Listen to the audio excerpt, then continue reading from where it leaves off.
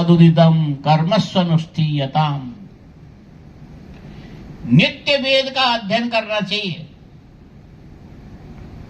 वेद कोई साधारण शब्द राशि नहीं है। वेद केवल ज्ञान का स्रोत मात्र नहीं है। वेद उस अपौरुषेय परमात्मा के निश्वास के द्वारा प्रकट होकर के कल्प कल्पांत तक, जिसमें एक अक्षर का भी परिवर्तन कोई नहीं कर सकता, जैसे पूर्व कल्प में था वही इस कल्प में भी रहेगा, आगे भी वही जाएगा। उसमें एक रेफ, एक विसर्ग का भी आप अंतर नहीं कर सकते। इतना सुसंस्कृत ये वाणी है, इसीलिए इसको वेद वाणी अपौरुषेय माना जाता है। और परमात्मा भी इसमें एक रेफ को भी आगे पीछे नहीं कर सकता। यदि कर सकता तो पहले कल्प के वेद में, ऋग्वेद में होना चाहिए था अग्निम ईड़े पुरोहितम, तो यहां आकर के बदला भी जा सकता था।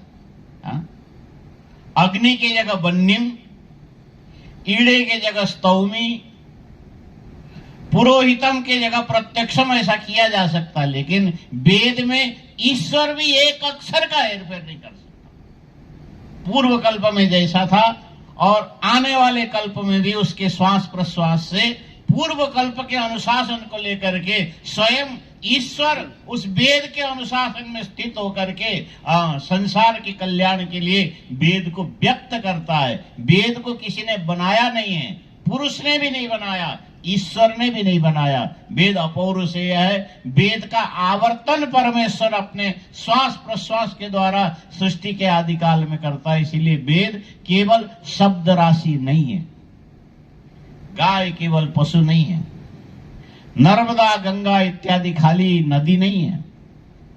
और इस प्रकार वेद को खाली शब्द राशि मान करके हम उसको पाठ करके ये विचार करने लगे कि वेद का अध्ययन है करने वाले। सांदीपनि में कितने आचार्य, अभी कितने आचार्य? 1000 आचार्य। बड़ी अच्छी बात है, खुशी की बात। और उन सारे 1000 आचार्य को इस बात को बार बार अनुशीलन करना चाहिए। भगवान भाष्यकार ने कहा वेदो नित्यम अधीयताम, वेद का निरंतर अध्ययन करिए। और अध्ययन इसीलिए नहीं मत करना कि हम वेद पढ़ेंगे, नौकरी मिलेगी, घर बसेगा, परिवार चलाएंगे, हम समृद्ध होंगे, इस आशा से वेद का अध्ययन नहीं करना चाहिए। वेदाध्ययन करने वालों के लिए ये विशिष्ट निर्देश है। निष्कारणेन ब्राह्मणेन षडंगो वेदो अध्ययो गेयश्च। हमारे काशी में बहुत बड़े उद्भट विद्वान थे, जिनका नाम था, उस समय तो कम उम्र थी, अध्ययन करने के लिए जाते थे। एक बार काफी अच्छे पत्रकारों का समुदाय उनके पास आया। बोले आप तो बहुत बड़े खानदान के व्यक्ति हैं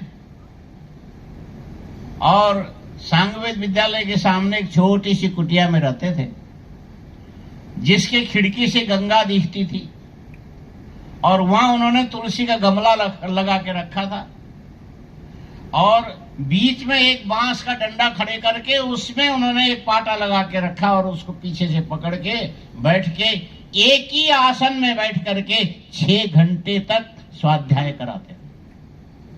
उसमें 1 घंटा हमको भी मिला था, हम लोग जाते थे। जब ये सारे पत्रकार एकत्र होकर के पूछने लगे, इस आधुनिक वैज्ञानिक युग में कौन सा ऐसा कार्य है जो दूसरों से नहीं हो सकता और आप सब कुछ छोड़ करके यहाँ पर ये जो वैदिक सनातन धर्म के अनुष्ठान में वैसे इसमें है क्या चीज? उन्होंने बड़ी सहजता से जवाब दिया, ये तुम्हारा ज्ञान विज्ञान समाज उत्थान कर्म कौशल दक्षता कोई भी वहां तक नहीं पहुंच सकता। ऐसी चीज हमारे वैदिक सनातन धर्म में है। वो क्या चीज है? तो उन्होंने यही शब्द उच्चारण किया, निष्कारणेन ब्राह्मणेन षडंगो वेदो अध्ययो गेयश्च। ब्राह्मण का महान कर्तव्य है, वेदाध्ययन करना चाहिए। और भगवान भाष्यकार ने इस चीज को दोबारा बोल दिया, नित्यम वेदम अधीयताम, वेदो नित्यम अधीयताम। और जीविका अर्जन के लिए नहीं, पुण्य कमाने के लिए नहीं, स्वर्ग जाने के लिए नहीं, किसके लिए करना चाहिए? वेदो नित्यम अधीयताम तदुदिदम कर्मस्वनुष्ठीयताम। वेद का पहले अध्ययन कीजिए, प्रतिदिन करिए।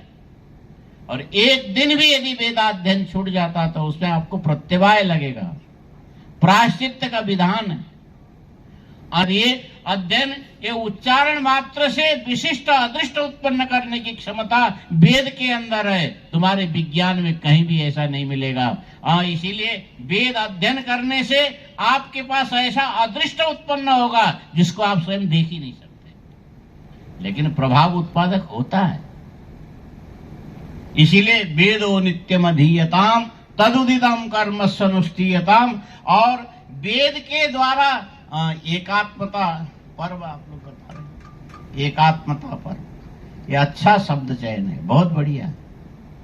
अच्छा, भगवान भाष्यकार ने दक्षिणामूर्ति स्तोत्र में, और अभी हमारे प्रोफेसर जी बोल रहे थे, भूमिरापो नलो वायु खम बनो बुद्धिरेव च अहंकार इति यम में भिन्ना प्रकृतिरष्टधा।